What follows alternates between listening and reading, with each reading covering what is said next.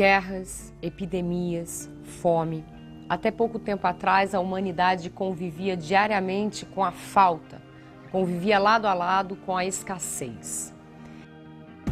Da escassez, passamos ao excesso. Do menos, passamos ao mais. Da fome, passamos à fartura.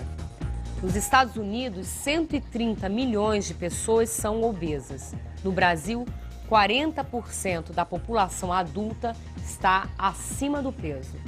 Nunca antes as pessoas contaram tantas calorias, subiram tanto na balança, fizeram tanto regime. Construir o simples, emagrecer. Este é o tema do Café Filosófico de hoje. O psicoterapeuta Flávio Gicovati discute as questões. A obesidade é um problema biológico ou social? As dietas realmente emagrecem? Como lidar com a cultura do excesso? A palestra de hoje faz parte da série Cultura do Excesso, Sobrecarga e Alternativas de Vida, que tem a curadoria de Renato Janine Ribeiro.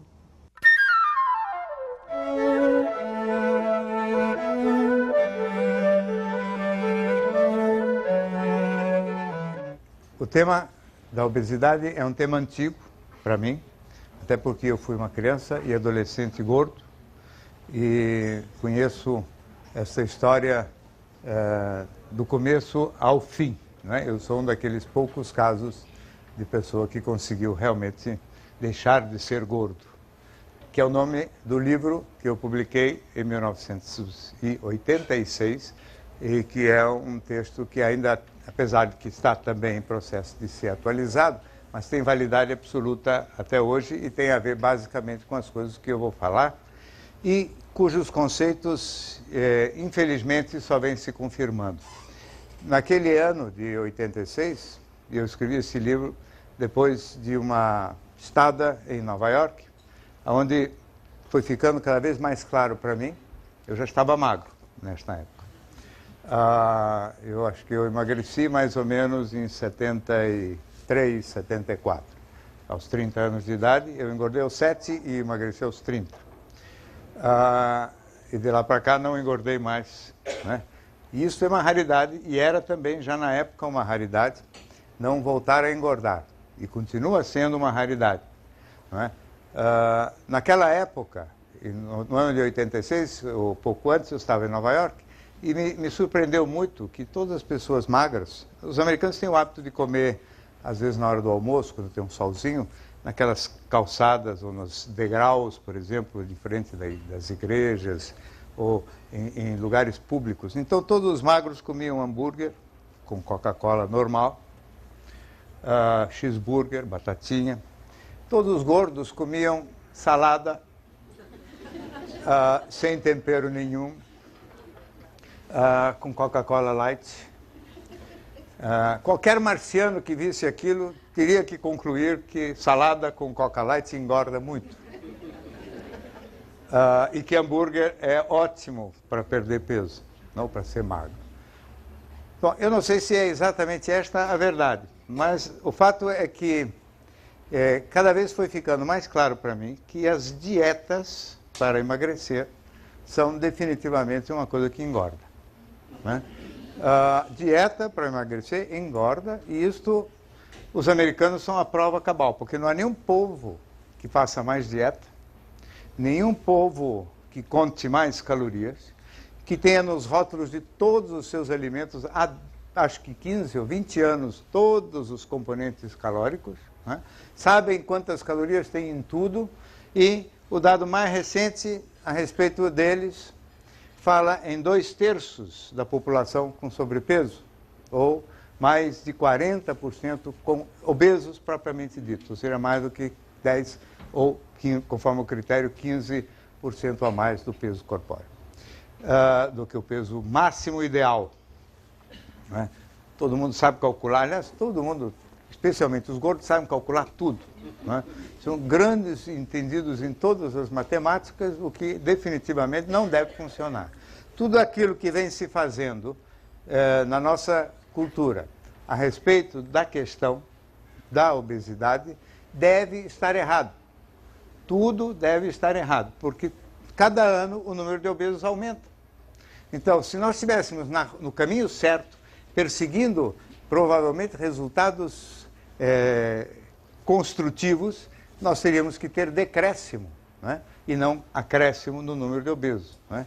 Os dados mais recentes dos Estados Unidos são complicados até em termos de longevidade, porque a obesidade não é muito favorável à longevidade. Então, pela primeira vez em muitos anos, a idade média, a vida média dos americanos começou a cair este ano, né? Um pequeno resumo de um trabalho publicado numa revista da Nova Inglaterra, que é um jornal médico dos mais conceituados do mundo.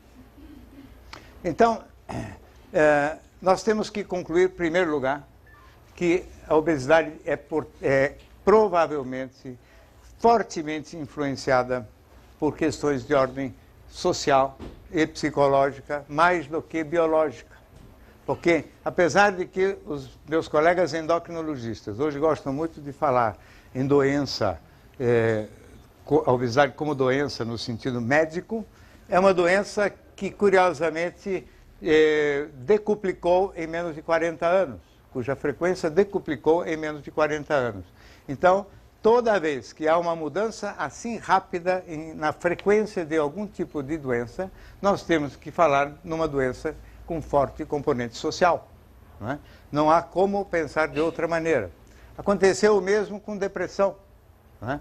E a depressão também tem que ser vista como uma doença fortemente influenciada por aspecto social. Não adianta ficarmos insistindo em falar na depressão como uma doença relacionada exclusivamente com a química cerebral. A química cerebral e a genética não mudaram nesses últimos 20 ou 25 anos. Talvez tenha havido algumas mudanças no critério de diagnóstico, mas não houve mudança efetiva na química nem na genética. A genética se modifica ao longo de milhões de anos.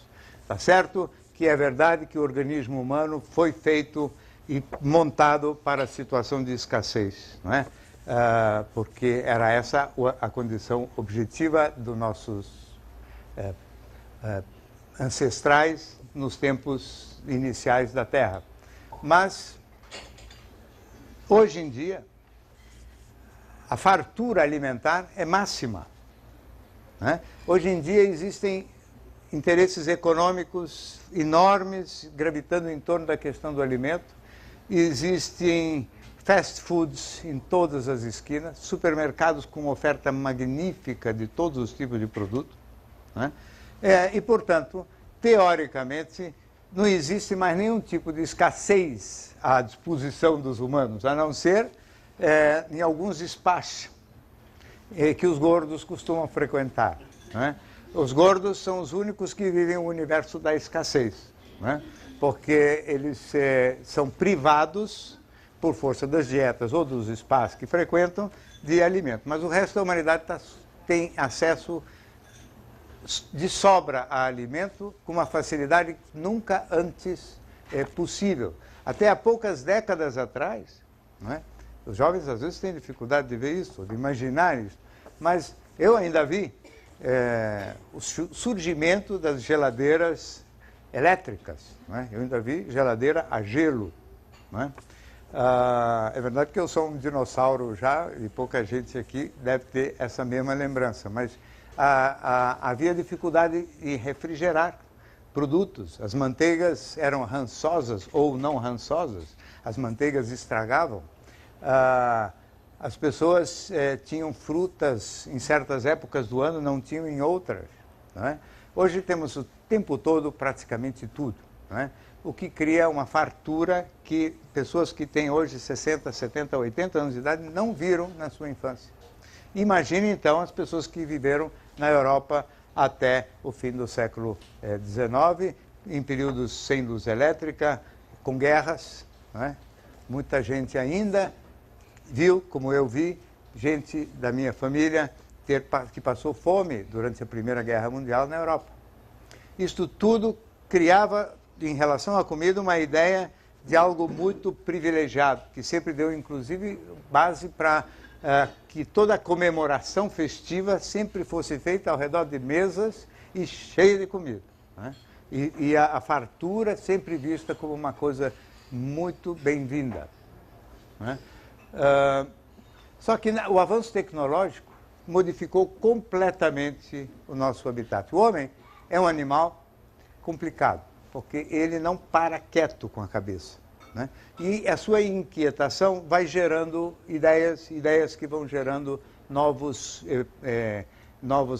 conhecimentos, que vão gerando novas técnicas, que vão gerando novos produtos, que vão gerando avanços tecnológicos. E ao longo dessas últimas décadas, nós modificamos completamente o planeta no qual nós vivemos. Dizem que entre 1900 e 2000, o planeta se modificou mais do que da Idade da Pedra até 1900. Mudou tudo. Hoje, ninguém mais levanta. Quando eu era criança, não existia televisão. Hoje, as pessoas não se levantam sequer mais para trocar o canal da televisão, né? As pessoas não abaixam ou levantam um vidro do automóvel. As direções dos automóveis, quase todas, são hidráulicas, não é? Não se faz força para quase nada. O gasto físico é muito pequeno. As pessoas vivem uma vida extremamente e naturalmente mais sedentária em função dos avanços tecnológicos. A vida sedentária coincide exatamente com o momento da fartura de alimentos, né? Então ninguém se mexe e tem tudo para comer o tempo todo. Isso não poderia deixar de redundar em obesidade, né? Quer dizer, isso é uma característica de inadequação do homem moderno à sociedade que ele mesmo produziu. O homem vai mudando o mundo e ele depois tem que se adequar ao mundo que ele mudou. Só que às vezes ele demora para se adequar, não é? Essa mudança rápida de costumes e de hábitos e de normas em todas as áreas, provavelmente também rompeu com muitas das nossas crenças e ideias tradicionais. E isto deixou, feito numa velocidade tal, que também não criou condições para que se pudesse substituir as velhas crenças, velhos padrões de ordem moral, estrutura familiar, conjugal, etc., substituir por outras, mais talvez atualizadas ou mais adequadas. Então ficou um enorme vazio de ideias, um enorme vazio de crenças, as pessoas estão perdidas. Esse período contemporâneo, que as pessoas costumam chamar de pós-modernidade, um período sem normas, sem regras, sem regulamento, as pessoas perdidas, desamparadas, sem referencial, deprimidas. Então vem mudando muito o mundo, e nessa mudança vem crescendo loucamente o número de pessoas obesas e o número de pessoas que perderam completamente o controle da sua relação com a comida, pessoas que gastam as noites vendo televisão, sentadas ou deitadas, com pacotes de bolachas, pacotes de salgadinhos, né? Cerveja, salgadinho e televisão, fazem uma mistura ótima. Os meninos também, cada vez mais, assistem televisão. Para eles não é cerveja, é refrigerante, o salgadinho é bolachinha, mas é a mesma coisa. As pessoas sedentárias, ocupadas e entretidas com atividades que não gastam caloria e com disponibilidade alimentar máxima, né? Redundou no que redundou e continua redundando. Se quiserem agregar uma pitada a mais de natureza cultural a isso, é a cultura contemporânea de valorizar e louvar dramaticamente a magreza e a perfeição física.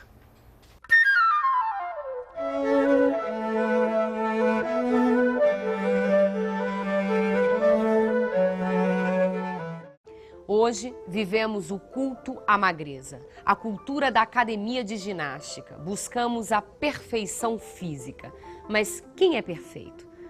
Flávio Gicovati dá continuidade ao tema Construir o Simples, emagrecer.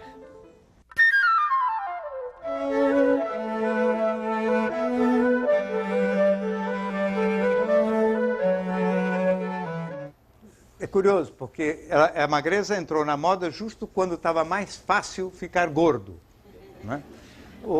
E parece que as pessoas gostam muito daquilo que é o mais difícil mesmo, né? Ou pelo menos virou chique ser magro, quando o mais difícil que existe hoje é ser magro, né? E Até pouco tempo antes, no início do século XX, uma certa barriguinha da prosperidade era um sinal de boa posição social. Hoje, a magreza é buscada principalmente pelas pessoas de classe social mais alta. Como será que um dos maiores pintores da história, o renascentista Tiziano, pintaria Gisele Bündchen? Sua pintura Vênus de Urbino, de 1538, talvez nos dê uma dica. Gisele ganharia uma barriguinha. Já se o pintor flamengo Rubens, no século XVII, a tivesse pintado em companhia de outras duas beldades, ela e suas colegas ganhariam mais do que uma simples barriguinha. Hoje em dia, Gisele poderia ser pintada pelo colombiano Fernando Botero, mas ao ver o quadro, sairia correndo para um spa. A principal diferença entre Tiziano, Rubens e Botero é que os dois primeiros retratavam o padrão de beleza de suas épocas, enquanto Botero inverte o padrão de nossa época. Magreza e beleza e perfeição física, né? O que significa também que esta humanidade, que não tem como gastar calorias com a sua vida cotidiana, é obrigada a perder uma boa parte do tempo em academias, em esteiras, correndo no mesmo lugar, né? Primeiro vão de carro para todo lugar e depois vão na academia.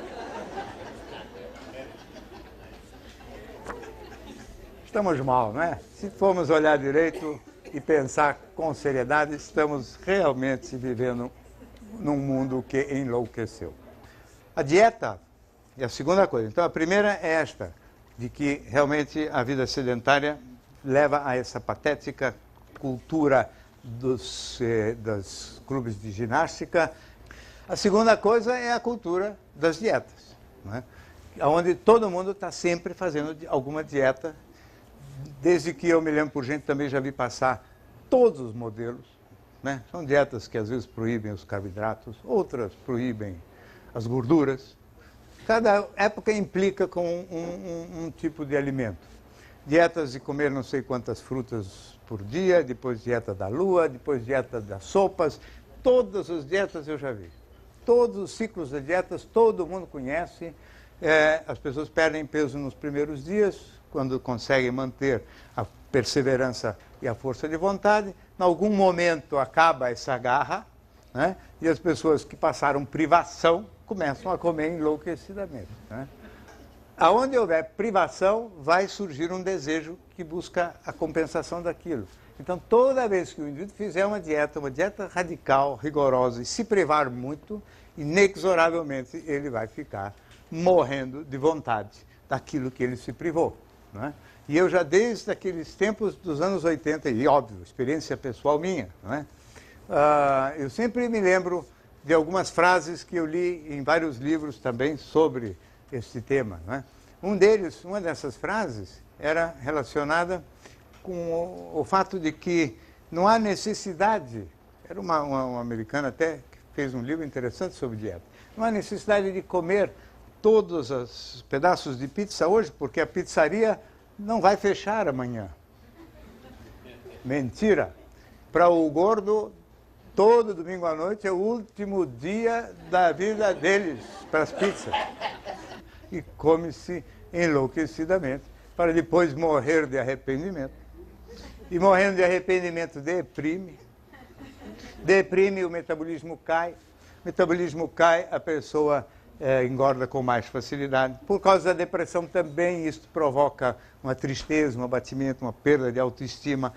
Tudo isso leva a ter mais fome no dia seguinte. O gordo sempre acorda com muita força de vontade.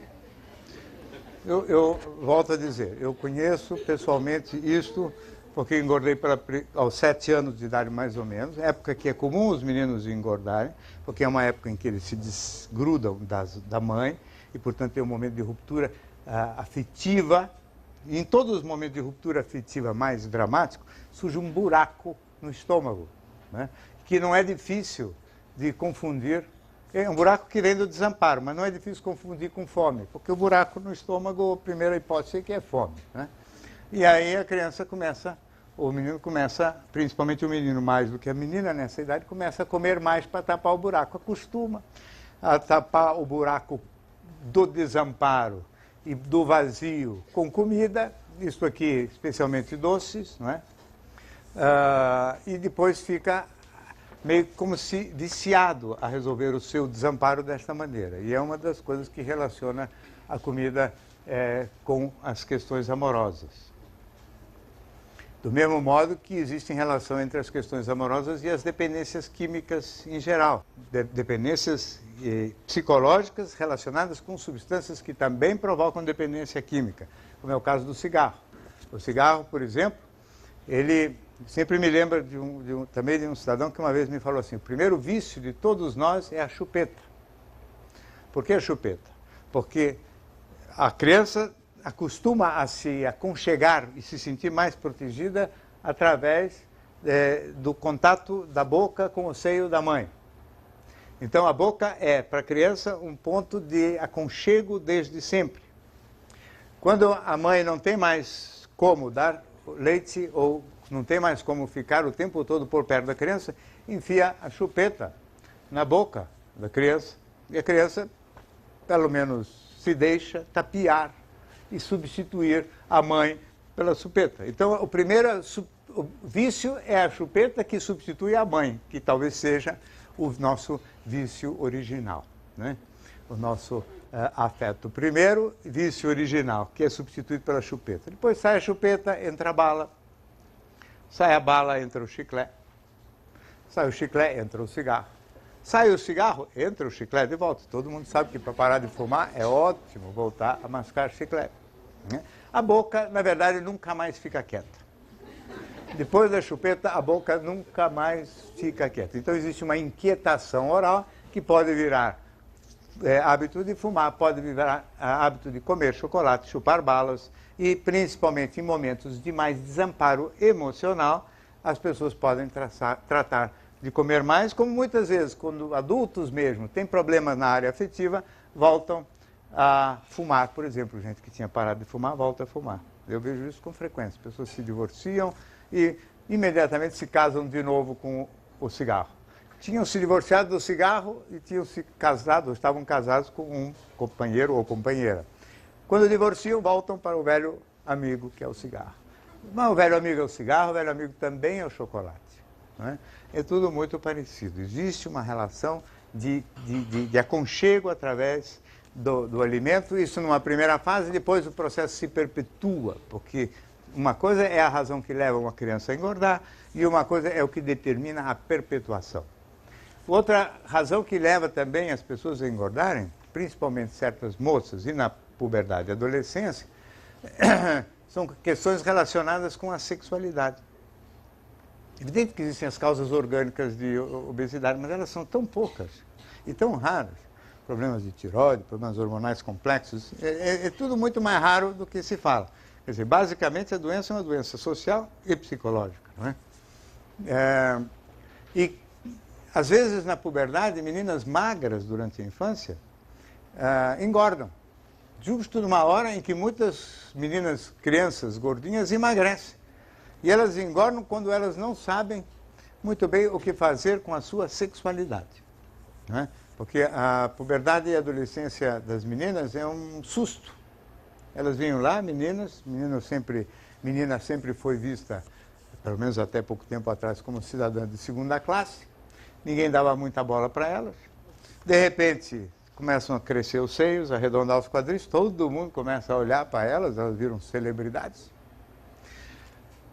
Algumas se assustam com esta novidade de serem assim atraentes, se excitam com o fato de despertarem o desejo, mas se atrapalham com essa própria excitação e começam a comer também, compulsivamente. Começam a comer quase que para se deformar, para perderem este poder e esse potencial erótico, não é? Eu tenho para mim que a obesidade em muitas mulheres, que às vezes são muito bonitas mesmo, não é? Tem a ver com essa automutilação imposta por si mesma, por não saber muito bem o que fazer com a sua sexualidade e a sua sensualidade. São coisas que determinam o início do processo, mas não a perpetuação.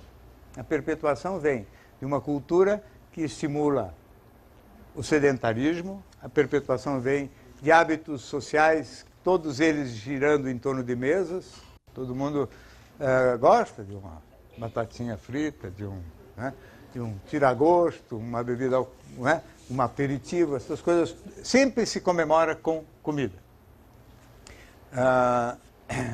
Vem, evidentemente, de uma fartura alimentar nunca suspeitada, numa época em que a gente precisaria comer menos, e, portanto, a obesidade só não cresce mais porque ainda existem alguns disciplinadíssimos que se seguram, porque, senão, teoricamente, todo mundo poderia estar hoje comprometido com um sobrepeso. Não é todo mundo, mas é 2/3 da população americana, o que não é muito diferente do Brasil, hein? No Brasil, a obesidade já é um problema maior do que a desnutrição. Imagina, num país pobre que nem o nosso, não é? A obesidade já é problema maior que a desnutrição. É o maior problema de saúde pública no mundo hoje. Não é? E é basicamente esta coisa do excesso, a cultura do excesso mesmo, quer dizer, todo mundo buscando. E olha, o excesso não é no sentido de excesso de comer, é um excesso de rigor contra a comida. Porque, eu volto a insistir, talvez a maior causa da obesidade sejam as dietas para emagrecer. O maior problema são as dietas, né? Que leva todo mundo a ficar obcecado pelo assunto, né? Todo mundo pensa em peso, todo mundo não, só os gordos. Se pesam todos os dias. Os gordos se pesam permanentemente. Tem muito magro que tem cabeça de gordo, quer dizer, já foi gordo e nunca deixou de pensar como gordo, ou seja, come uma azeitona a mais e acha que já está deste tamanho. Né?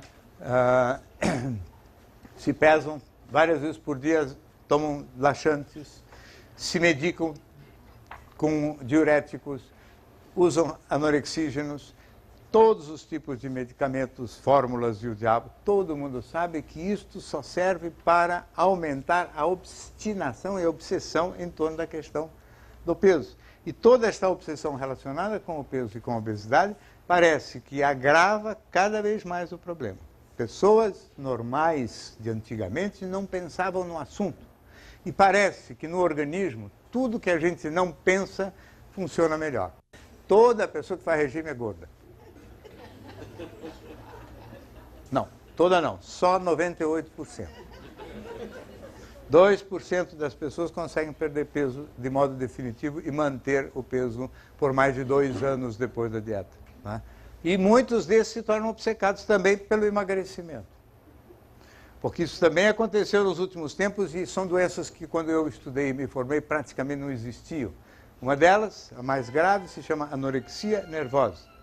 Anorexia nervosa é assim, menina, em geral menina, adolescente, jovem, ou adulto jovem, começa a ficar preocupado com a beleza, com a magreza, com a aparência física, começa a ficar obcecada mesmo a ponto de formar uma coisa assim, uma compulsão do tipo obsessivo-compulsivo mesmo. Não vou comer, não come mais. E leva a sério esse negócio de não comer. E o que acaba acontecendo é que elas vão definhando e não comem. Todo mundo fala, tem que comer, não come, porque agora decidiu que não come. Morre, mas não come. Aliás, muitas morreram. E para não morrer, tem que internar, tem que hospitalizar, tem que fazer alimentação por via venosa e depois tem que tentar tratar psiquicamente. Né? É uma doença psiquiátrica complicada de tratar. Porque é como se fosse os transtornos obsessivos, que são problemas psicológicos dificílimos. Outro grupo não é assim, é mais safadinho um pouco. Quer ficar magrinha, mas é louca para comer muito. Então entra no segundo grupo, que também praticamente não existia, que é o da bulimia, turma do vômito. Né? A turma que come, magérrimos assim, come, você fala, mas como essa pessoa é assim magra, não é? Comendo deste jeito. Aí, de repente, 10, 15 minutos depois que acabou o jantar, eles pedem licença, se levantam, vão até o toalete e descomem. Tem muito mais do que se pensa. E principalmente em certas partes do mundo, onde justamente, e em certas classes sociais, onde a preocupação com a beleza é enorme e é onde também o fascínio pelas comidas é enorme. Porque é curioso, porque junto com todo esse fascínio também pela magreza, nunca chefes de cozinha foram pessoas tão badaladas como agora. Né? Chefe de cozinha agora é celebridade. Né? Antes era cozinheiro, agora é chefe e é celebridade. Então as pessoas têm que comer chiquérrimo, têm que ficar magérrimo, têm que ficar sentado o dia inteiro nos seus carrões que só aperta botão, e depois tem que correr na academia, e malhar e fazer musculação, e é uma vida muito cansativa. Tá difícil.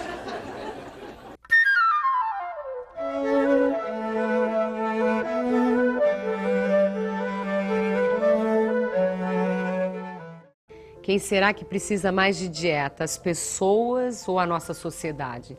Não estaremos vivendo numa sociedade obesa que nos impele a desejos impossíveis e a frustrações permanentes? Com a palavra, o psicoterapeuta Flávio Gicovati.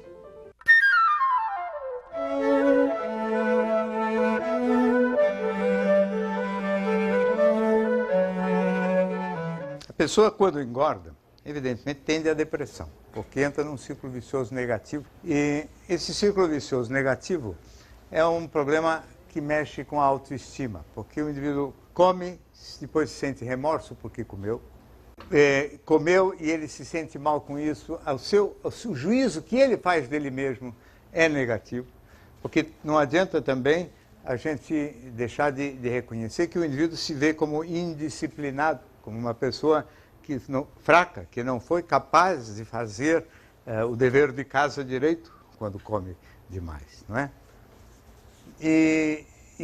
Quando hoje a medicina tenta falar que a obesidade é doença, está querendo um pouco, vamos dizer, amenizar a culpa do gordo, mas por ter comido demais. E eu até acho legal amenizar a culpa, mas tinha que então, sabe, em quem que nós vamos botar a culpa? Porque a culpa tem que existir, o culpado tem que existir. E também não adianta querer botar a culpa na química orgânica, nem nos hormônios, nem nos enzimas, e nem na glicemia, nem na insulina, porque isso não é justo. A culpa, se existe, é do social. Quer dizer, a sociedade adoeceu e o obeso é vítima de uma doença social, não é?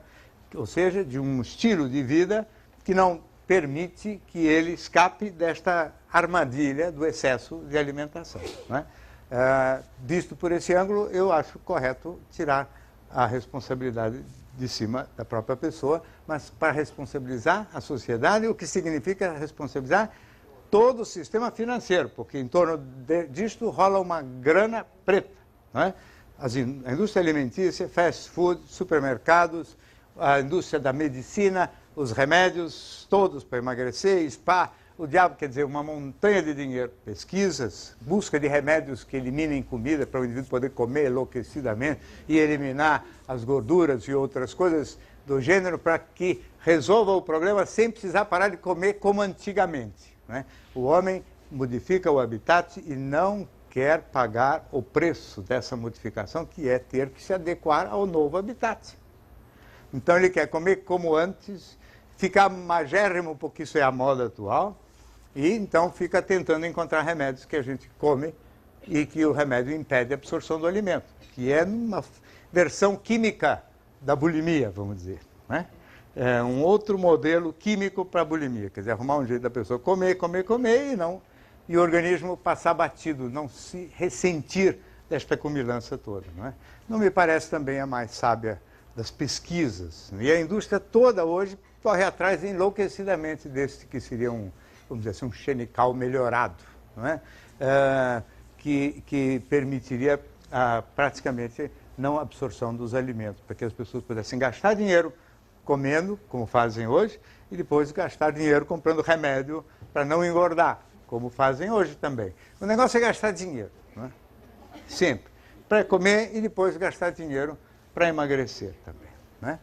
De todo modo, eu volto a dizer, a pessoa quando come, ela se sente deprimida, ela se sente fraca, e isso faz mal para a sua autoestima, quer dizer, para o juízo que ela tem dela mesma.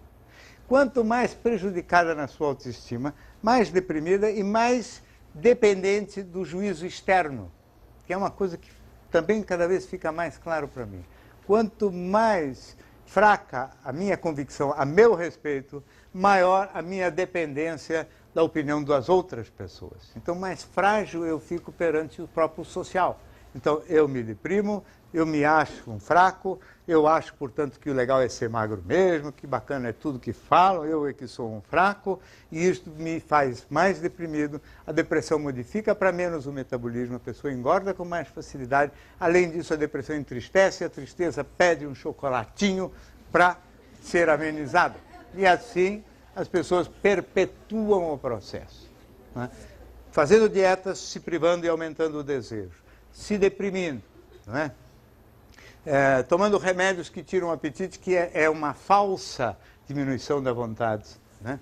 Sempre a dieta tem uma ideia de provisório, né? Por 3, 4, 5 meses eu me privo, mas depois eu vou poder voltar a comer como antes. É mentira, né? Então, se quisermos falar em alguma coisa razoável em termos de tratamento definitivo dessa questão da obesidade, que hoje é talvez o maior problema de saúde pública no mundo, né? Nós temos que pensar o seguinte. Primeiro, que uma sociedade que produziu a vida sedentária do jeito que esta nossa sociedade produziu, tem que ser pensada com certas reservas, ou seja, nós temos que conseguir aumentar a nossa autoestima para podermos nos defender um pouco melhor disto que é o meio social e as suas regras e normas. A sociedade que exige esta magreza absoluta, ela nos comprime e nos deixa enfraquecidos, porque a maior parte de nós não vai conseguir este resultado. Nós precisamos nos livrar desta pressão externa através de uma força interior que vem da autoestima. Nós precisamos de entender que o mundo moderno nos conduziu a uma tendência sedentária, mas que nós podemos combater isso até com pequenas coisas, pequenos gestos. Eu poderia perfeitamente estar falando para vocês sentado nesta cadeira.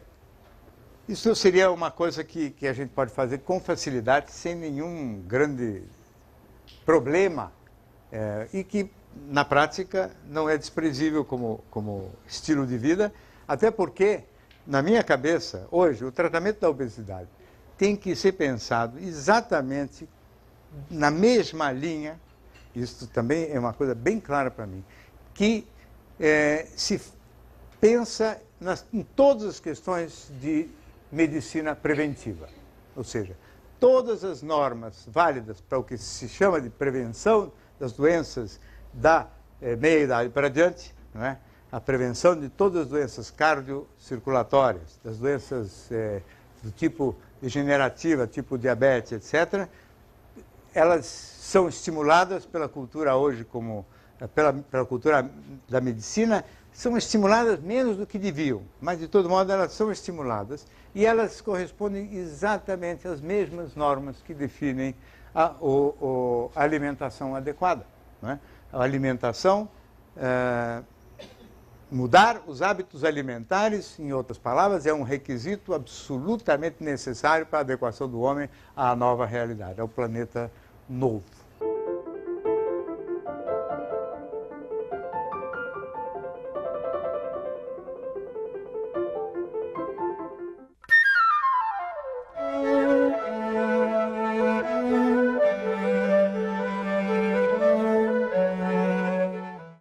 Segundo o psicoterapeuta Flávio Gicovati, o estilo de vida sedentário, o padrão de beleza e a indústria da dieta da sociedade contemporânea são os principais responsáveis pelo problema da obesidade no mundo. Em outras palavras, as calorias mais difíceis de queimar são as calorias sociais. A solução para o psicoterapeuta é aumentar nossa autoestima, combater o sedentarismo e mudar o quanto antes os nossos hábitos alimentares. Agora, Gicovati encerra o programa de hoje conversando com a plateia.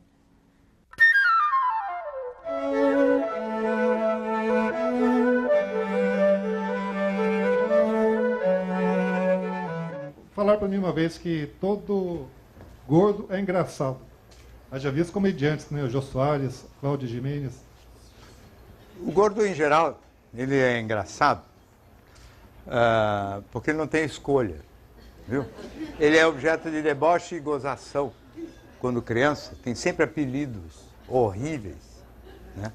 Isso à parte eu não gosto, eu pulei esse pedaço para não me lembrar de coisas chatas da minha própria infância e certamente das outras pessoas que possam ter experiências parecidas. Então, o indivíduo, ou você vai ter que brigar com todo mundo, que não era muito meu feitio, tem que rir da piadinha dos outros, entendeu? E aí tentar virar um humorista também para sobreviver.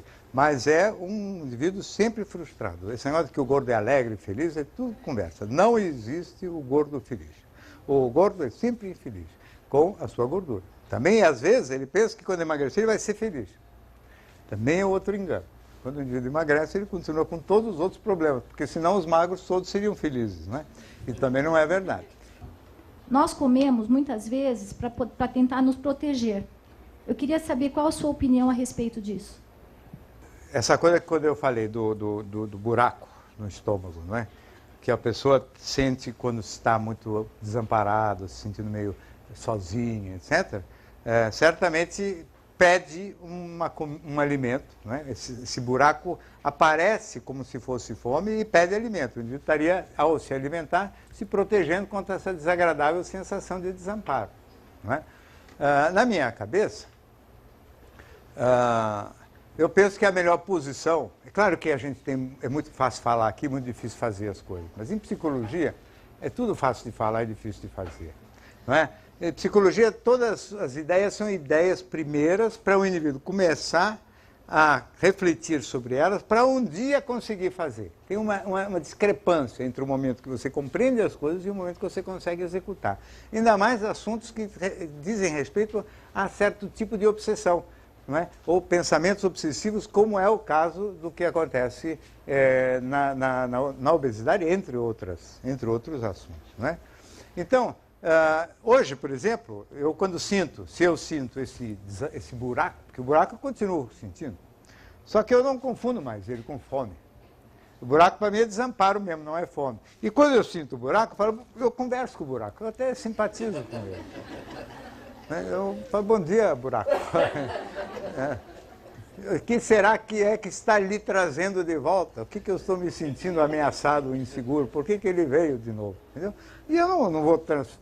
Se ele me parece até um aliado que pode me ajudar a entender o que está acontecendo comigo, eu não vou comer para tampar o buraco, porque aí eu não vou entender nada do buraco, eu me perco de mim mesmo. Então, eu me entender comigo mesmo e aprimorar cada vez mais esse entendimento de mim mesmo é o objetivo de toda a psicologia, de todo o avanço emocional. E eu insisto em dizer, mais do que tudo, passa por aumento da autoestima, né? No caso da inteligência emocional, ou seja, o domínio que o indivíduo possa ter de si mesmo, isto aumenta muito a autoestima. Toda vez que cresce a autoestima, diminui a dependência do indivíduo em relação ao meio externo. Ou seja, quanto maior a autoestima, menor a vaidade, em português, claro. Porque a preocupação com a imagem e com o que os outros acham tem a ver com a vaidade. Vaidade é o gosto e o prazer que a gente tem em ser admirado ou valorizado pelas outras pessoas. A autoestima não tem nada a ver com vaidade. Quer dizer, em outras palavras, cirurgia plástica não aumenta a autoestima. Aumenta, eventualmente, o sucesso perante os outros. Não é? Isso uma vez me perguntaram e eu disse que a cirurgia plástica aumenta a autoestima do cirurgião. Não é? Porque o cirurgião fez um serviço de qualidade. Né? Ele fala, ó, que coisa bonita que eu fiz. Né? Agora, a autoestima crescendo, na medida em que o indivíduo se conhece melhor e se controla melhor, ele vai perdendo essa dependência do meio externo. E ele vai se tornando mais capaz de formar uma história de vida pessoal.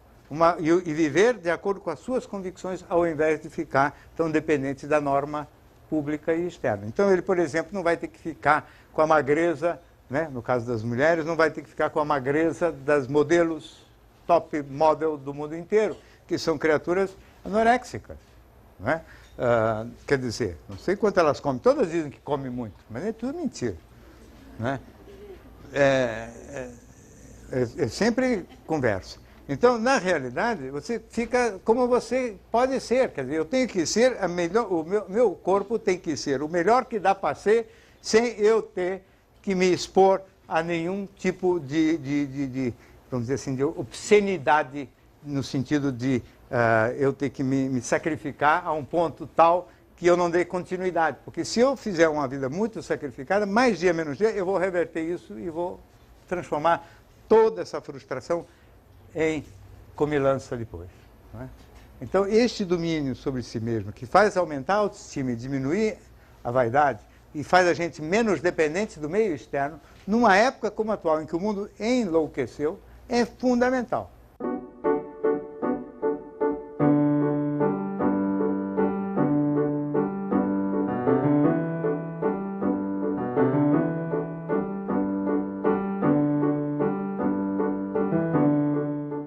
O Café Filosófico fica por aqui. Muito obrigada pela sua audiência.